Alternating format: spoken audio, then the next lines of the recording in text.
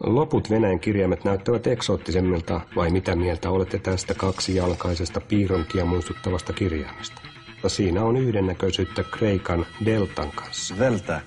Delta vain on hiukan venäläistynyt. Dom. Koti, talo. Dama. Daami, rouva. Moda. Muoti. Sanasta dom tulee tietysti mieleen latinan domus. Sanan daama tunnistavat kaikki ja moda eli muoti on aina läsnä.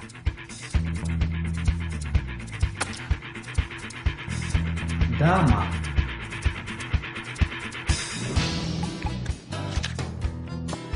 Dama.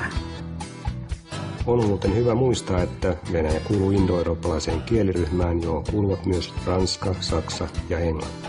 Kun opimme enemmän kirjaimia, huomaamme, miten paljon yhteisiä sanoja näissä kielissä on.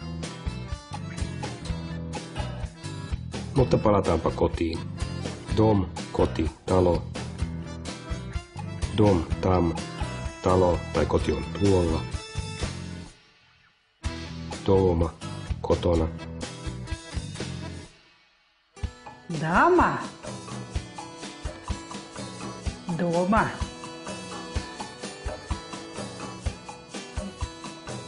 Dom tam. Da. Siinä jälleen pari venäjänkielistä lausetta. Joku saattoi ihmetellä, missä olla-verbi piileskeli. Nykyvenäjässä sitä vain ei ole presenslauseessa. Dom tam. Talo on tuolla. Dama doma. Nainen on kotona. Venäjän kielessä ei myöskään ole artikkeleita, joten dom voi tarkoittaa tiettyä taloa tai vain jotakin taloa. Tähän saakka kaikki on ollut jotakuinkin helppoa, mutta nyt on pakko siirtyä kirjaimiin, joiden tutunomaisuus hämää. Aloitamme S-stä. Sok. Mehu, Maska. naamio, Maska. Sok. Sok. Maska.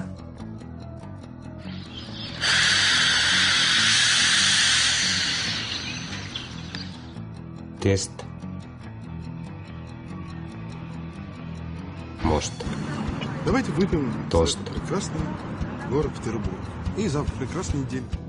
Ja tässä ovat ne vihoviimeiset petolliset kirjaimet, joissa aluksi usein sekaantuu. V, N, R. Ne ovat siis tuttuja vain ulkonäöltään. Venäjäksi sanotaan vada, vesi. Siitä johdamme sanan vodka. Huomatkaa, miten venäläinen vodka lausutaan.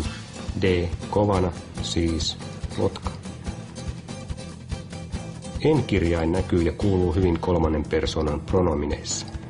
Maskuliininen hän on. Он. Он. Он поет. Он тенор. Расцветали яблони и груши, поплыли туманы над рекой. Выходила на берег Катюша, на высокий, на берег крутой. Она. Он. Она. Она поет.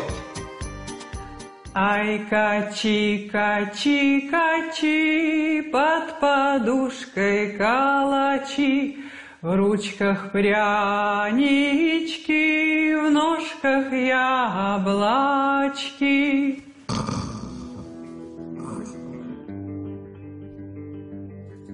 Окно, До. Нота. Нос. Gogolin pietarilaisnovellissa nenästä tulee merkittävä virkamies. Sellaista tapahtuu tänäkin päivänä kaikkialla.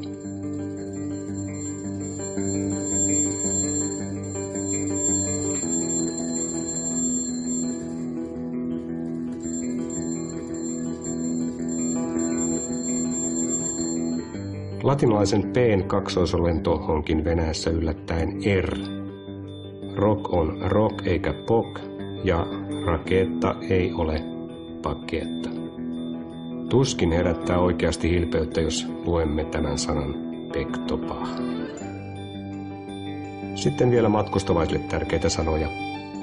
Nomer, numero ja hotellihuone sekä metro, jolla välttää ruuhkat.